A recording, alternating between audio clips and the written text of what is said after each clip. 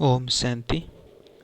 आज 13 जुलाई 2022 की साकार रूप में चलाए गए प्यारे बाबा के मधुर महावाक्य हैं। प्यारे बाबा बोले, मीठे बच्चे, इस शरीर का भान भूलते जाओ, अशरीरी बनने की मेहनत करो, क्योंकि अब घर चलना है। प्रश्न है, तुम आस्तिक बच्चे ही कौन सा शब्द बोल सकते हो? तुम आस्तिक बच्चे ही कौन सा शब्द बोल सकते हो? उत्तर है, भगवान हमारा बाप है। यह आस्तिक बच्चे ही बोल सकते हैं, क्योंकि उन्हें ही बाप का परिचय है। नास्तिक तो जानते ही नहीं। आस्तिक बच्चे ही कहेंगे, मेरा तो एक बाबा, दूसरा ना कोई। दूसरा प्रश्न है, तीव्र पुरुषार्थी बनने के लिए कौन सी स्थिति चाहिए? उत्तर है, साक्षी स्थिति। साक्षी होकर हर एक के पाठ को देखते पुरुषार्थ करते रहो। गीत बजा है, मरना तेरी गली में, जीना तेरी गली में। ओम शांति। ये किन्होंने कहा? जीव की आत्माओं ने कहा, जो सम्मुख बैठे हैं। यहाँ ये नहीं कह सकते कि आत्मा बैठी है। नहीं, जीव आत्माएं बैठी है। बाप ने समझाया है कि आत्मा ही शरीर द्वारा हर कार्य करती है। इसको कहा जाता है देही अभिमानी। देह में रहने वाले अपने परम प्रिय परमात्मा को कहते हैं कि हम आत्मा अब आपके गले का हार बनेंगे, अर्थात हम यह शरीर छोड़ आपके पास आ जाएंगे। बाप ने समझाया है, जैसे मनुष्य का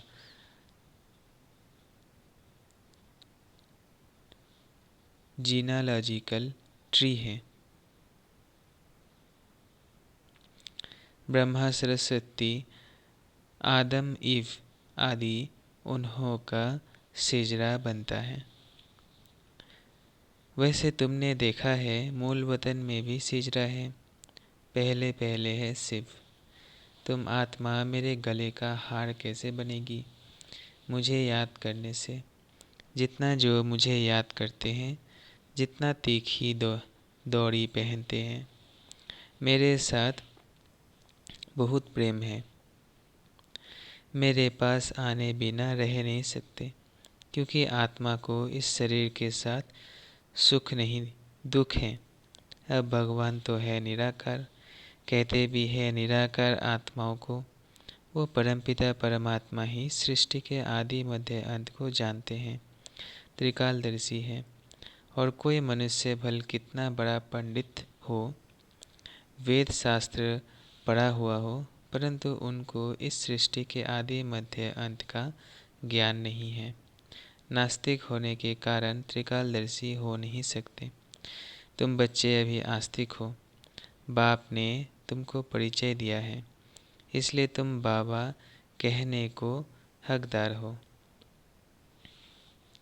वो तो कह देते परमात्मा सर्वव्यापी है। फिर इससे क्या मिल इससे क्या मिला? कुछ भी नहीं। बाप तो ज्ञान का सागर है। वो ऐसे नहीं कहते कि मैं सर्वव्यापी हूँ। फिर तो सब फादर हो जाते। फादरहुड कहा जाता है क्या? एक बाप के बच्चे हैं, उनको प्रभु ईश्वर भी कहते हैं। ब्रह्मा विष्णु शंकर को रचने वाला है। त्रिमूर्ति ब्रह्मा कहना रॉन्ग है।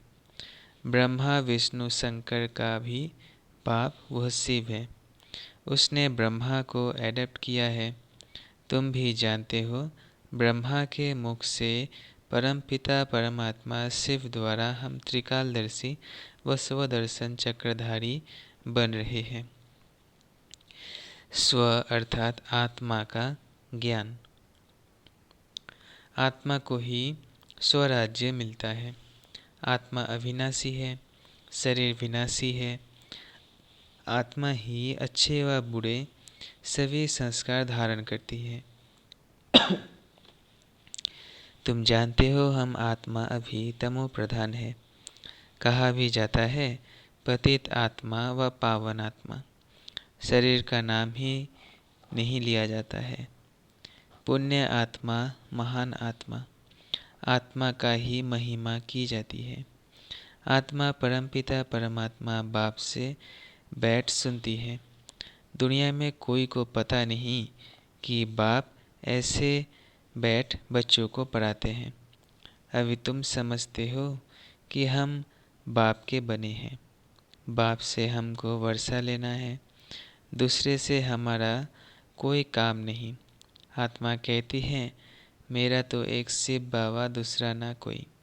स्टूडेंट समझेंगे मेरा तो एक टीचर, तुम्हारा एक ही बाप शिक्षक है, वह पतित पावन बाप है। सभी आत्माओं का कनेक्शन उस बाप शिक्षक से ही है। भल कोई ब्राह्मणी पढ़ाती है, परंतु वह भी मुझ बाप से ही पढ़ी हुई है। बाप कहते हैं तुम मुझे याद करो, ना कि ब्राह्मणी को। अब तुम बच्चे मुझ बाप को जान गए हो, पहचान गए हो। अब तुम आस्तिक बने हो। जो नहीं जानते वह है नास्तिक, निधन के। बाप का नाम, रूप, देश, काल क्या है, कुछ भी नहीं जानते। कह देते उसका कोई नाम रूप नहीं है। अब तुम जानते हो ज़रूर, उनका नाम है शिव। वह अपना शरीर तो धारण करते नहीं, इसलिए उनका नाम कभी बदल नहीं सकता। तुम जानते हो हमारा 84 जन्मों का नाम रूप बदलता जाता है। उनका नाम तो है ही शिव। जैसे आत्मा का रूप है वैसे परमात्मा का भी रूप है। ऐसे नहीं कि परमात्मा कोई अखंड ज्योति बहुत बड़ा है। बाप कहते हैं जैसे आत्मा स्टार मिसल है वैसे मैं भी हूँ, परंतु मेरे में ज्ञान है, इसलिए मेरी महिमा है। सत चित आनंद स्वरूप ज्ञान का सागर है, चेतनता है, चैतन्यता है। तब तो ज्ञान सुनाते हैं। वो है चैतन्य बीज रूप। वह जड़ बीज तो कुछ सुना न सके, मनुष्य ही जानते हैं।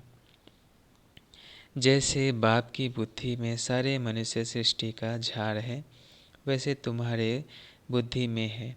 कितना वैरायटी है, एक का भी फीचर ना मिले दूसरे से।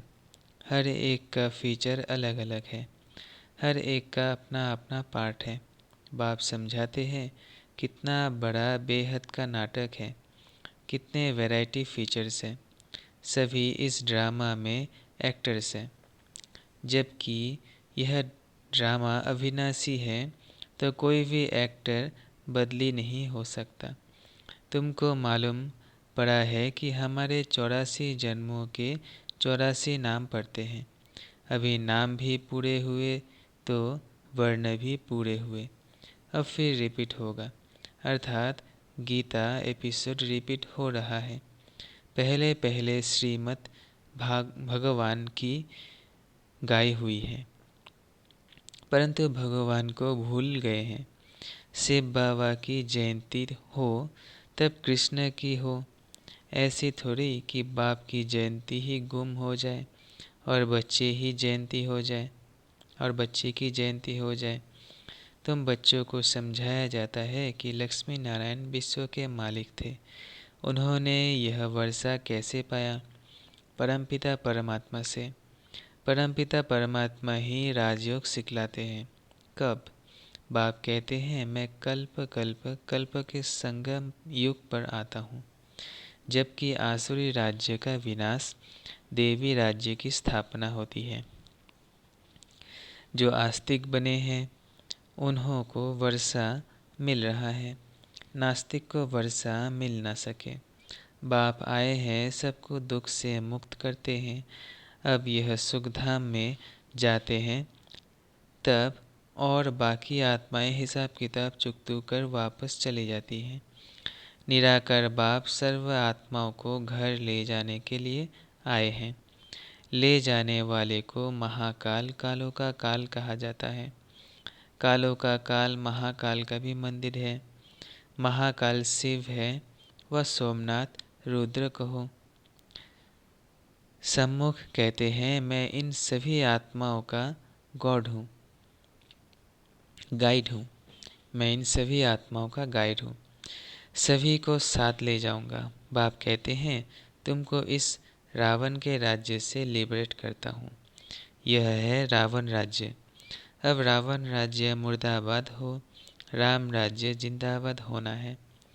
राम राज्य चाहते हो, चाहते तो सब है ना, तो ज़रूर रावण के राज्य का विनाश चाहिए।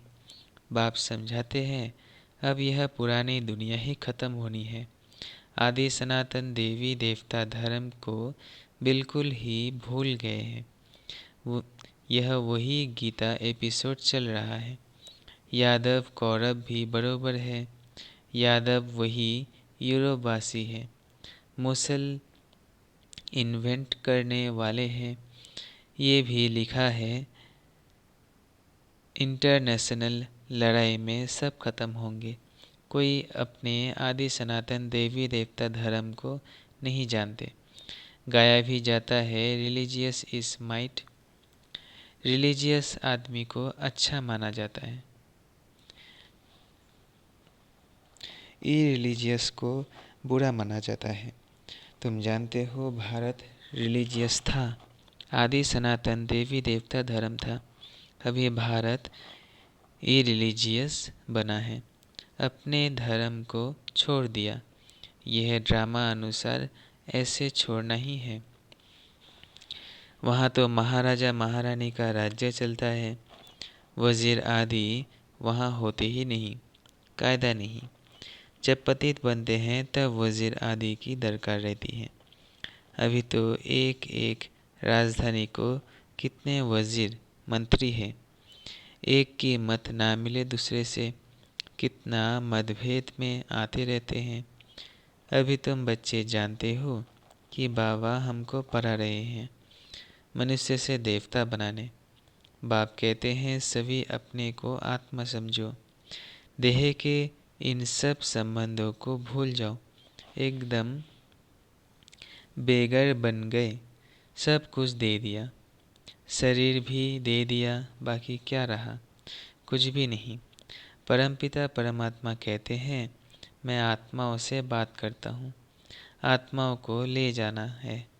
इस शरीर के भान को भूलते जाओ, इसमें ही मेहनत है। बाप कहते हैं, मीठे बच्चों, सारा कल्प तुम देह अभिमानी रहे हो, लौकिक बाप को ही याद किया है। अब देही अभिमानी बन मेरे को याद करो, मेरी याद से ही बल मिलेगा। हे बच्चे, हे आत्माएं, माम एकम याद करो, दूसरा ना कोई। भूले चुके भी और कोई को याद नहीं करना है। तुम ये प्रतिज्ञा करते हो, बाबा मेरे तो एक आप ही हो, हम आत्मा है, आप परमात्मा हो। आपने बतलाया है, आत्मा हमारे बच्चे हैं। अब रावण के दुख से तुमको लिबरेट कर वापस ले जाने आया हूँ। अब बच्चों को धीरज धरना है। जब राजधानी स्थापन हो जाएगी तो फिर यह महाभारी महाभारत की लड़ाई लगेगी। तभी कलयुग बदल सतयुग हो जाएगा। तो मैं कालों का काल ठहरा ना। मैं बाप भी हूँ तो शिक्षक भी हूँ, पतित पावन भी हूँ, फिर मैं महाकाल भी हूँ। कहाँ ले जाऊँगा? मीठे बच्चे, मुक्ति धाम में ले जाऊँगा। यहाँ से मुक्त होंगे तो स्वर्ग में जाएंगे। तुम पढ़ते हो भविष्य में देवी देवता बनने। अब तुम ब्राह्मण ईश्वरीय संतान हो। सब कहते हैं, हम ब्राह्मण ईश्वरीय संतान हैं, ब्रह्मा की औलाद भाई बहन हैं, बेकार में जा नहीं सकते। हम ईश्वरीय पोत्रे पोत्रियाँ हैं, उनसे हम वर्षा ले रहे हैं। जितना जो पुरुषार्थ करेंगे उतना पद पाएंगे। कल्प कल्प पुरुषार्थ किया होगा तो अब तुम पुरुषार्थ करने लग पड़ेंगे। इसमें साक्षी रहने का अभ्यास चाहिए। साक्षी होकर देखो हर एक कितना पुरुषार्थ करते हैं, कहाँ तक फॉलो करते हैं। कोई के नाम रूप में नहीं अटकना है, सिवाय बाप के और कोई याद ना आए। बाबा कहते हैं, बच्चे मैं तुम्हें राजयोग सिखलाए पावन बनाकर साथ ले जाऊंगा। अभी तुम समझते हो बरोबर कल्प कल्प हमको बाप से शिक्षा मिलती है ड्रामा अनुसार। तुम द्रौपदिया हो, ये कोई सुख का राज्य नहीं है। इस पर कहानी भी बनाई हुई है। अब बाप तो रियलिटी में समझाते हैं। तुम अब बाप से वर्षा ले रहे हो, सबको दुबन दलदल से निकालते हो। सब काम चिता पर बैठ जल मरे हैं। तुम्हारे सिर पर तो ज्ञान की वर्षा हो रही है। बाप कहते हैं, यह मेरे बच्चे जल कर खाक हो गए हैं। मैं आया हूँ सबको लिबरेट कर साथ ले जाऊंगा। मनुष्य को ये पता नहीं, अब तुम घोर अंधियारे से निकल गए हो। अब बाप कहते हैं, मुझे याद करो, घर को याद करो। तुम आत्माएं घर को भूल गए हो। गाते भी है मूल वतन सूक्ष्म वतन। मूल वतन में सभी आत्माएं रहती है। आत्मा क्या है, परमात्मा क्या है, मूल वतन क्या है, कुछ भी नहीं जानते। वो तो आत्मा से परमात्मा कहे सब खेल ही खलास कर देते हैं। बाबा कहते हैं, यह भी ड्रामा में नोंद है। इस समय जो भी होता है, जो सेकंड बीतता है, वह ड्रामा फिर से रिपीट होता है। बाप बैठ पर आते हैं। यह रिपीटेशन का राज भी बाप ने समझाया है। ऐसे नहीं कि ड्रामा में जो मेरा भाग्य होगा वो मिलेगा।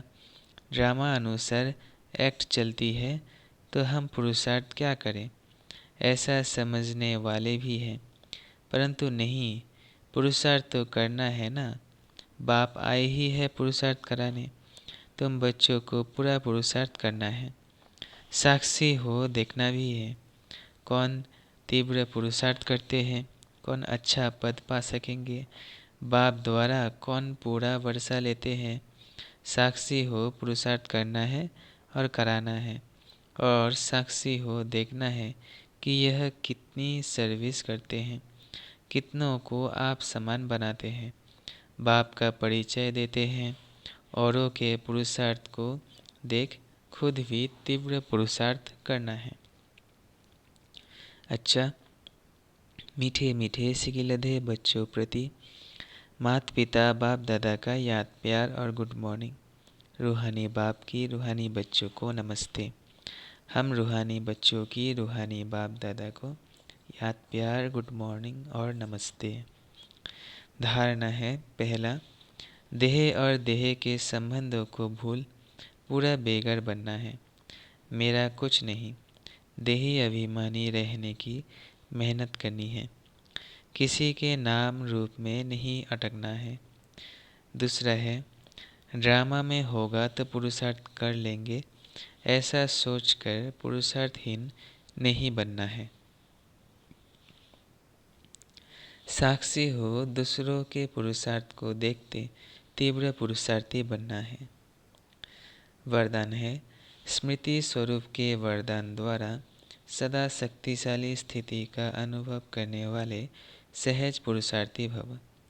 स्मृति स्वरूप के वरदान द्वारा सदा शक्तिशाली स्थिति का अनुभव करने वाले सहज पुरुषार्थी भव। सदा शक्तिशाली विजयी वही रह सकते हैं जो स्मृति स्वरूप है। उन्हें ही सहज पुरुषार्थी कहा जाता है। वे हर परिस्थिति में सदा अचल रहते हैं। भले कुछ भी हो जाए, परिस्थिति रूपी बड़े से बड़ा पहाड़ भी आ जाए, संस्कार टक्कर खाने के बादले संस्कार टक्कर खाने के बादल भी आ जाए, प्रकृति भी पेपर ले, लेकिन आनंद समान मन बुद्धि रूपी पाँव को हिलने नहीं देते। बीती की हलचल को भी स्मृति में लाने के बजाय फुल स्टॉप लगा देते हैं। इनके पास कभी अलबेलापन नहीं आ सकता है। स्लोगन है, ज्ञान की पराकाष्ठा पर पहुंचना है तो गुप्त रूप से पुरुषार्थ करो। ज्ञान की पराकाष्ठा पर पहुंचना है तो गुप्त रूप से पुरुषार्थ करो। अच्छा, ओम शांति, ओम शांति, ओम शांति।